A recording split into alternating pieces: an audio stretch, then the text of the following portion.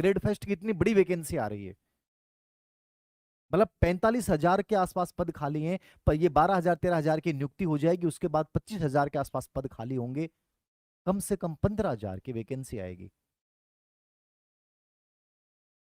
बैठे हैं, इंतजार कर रहे हैं, आएगा कर लेंगे, विज्ञापन कब आएगा, आ जाने के बाद पढ़ते रहना। अब तक तो रिवीजन हो जाना चाहिए 20% 30%, करते नहीं हो, प्रॉब्लम से बच रहे हो।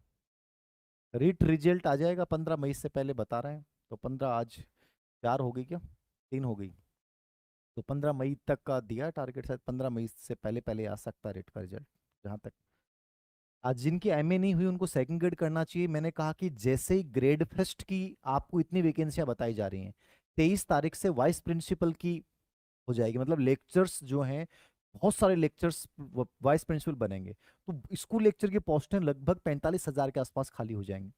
अब 50% प्रमोशन से होता है, तो सेकंड ग्रेड में जो लगे हुए हैं उनका प्रमोशन किया जाएगा ग्रेड फर्स्ट में, तो सेकंड ग्रेड के पद जो खाली चल रहे हैं वो तो हैं ही, और खाली हो जाएंगे। तो ग्रेड सेकंड और ग्रेड फर्स्ट दोनों बड़ी भर्तियां आपके सामने आएंगी, ये नोट कर लेना इस चीज को। और सरकार वो कभी भी निकाले, जून जुलाई जब भी है, जुलाई लास्ट मानता हूं मैं, जुलाई से पहले 100% वैकेंसी आ जाएगी, ठीक है ना? तो आप कोशिश करें, तैयारी करें। तो आक्रामकता व्यवहारात्मक लक्षण है।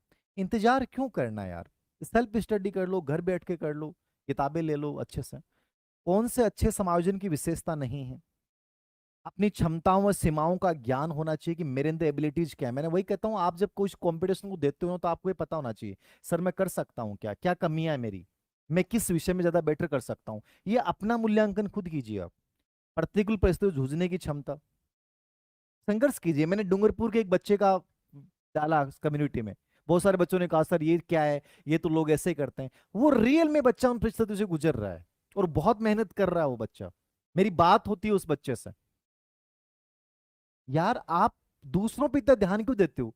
किसी बच्चे ने अपनी परिस्थितियों को उजागर किया, इसका मतलब ही वो आपको मोटिवेट करना चाहता है कि मेरे पास सर जो 2-4 बीघा हमारा खेत है, वहां हम खेती भी करते हैं और मैं वहां पढ़ता हूँ सर, क्योंकि घर पे जगह नहीं है।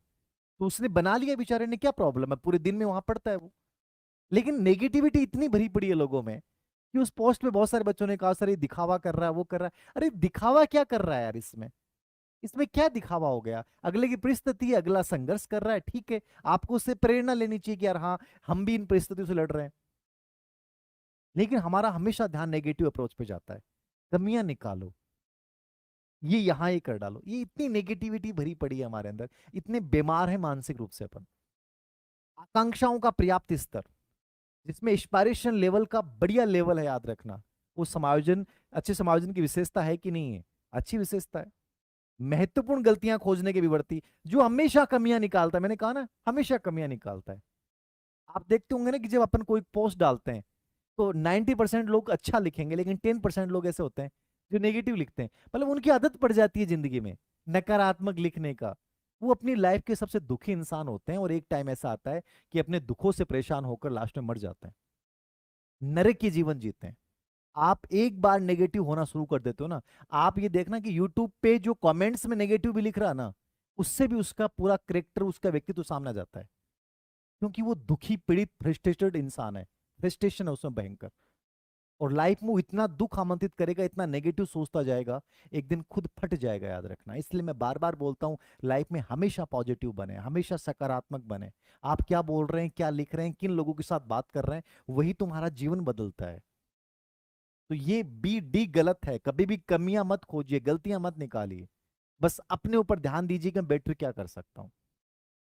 तो इसमें डी ऑप्शन जो है गलत है, यानी ये नहीं विशेषता है, बाकी ये तीनों इसकी विशेषता है।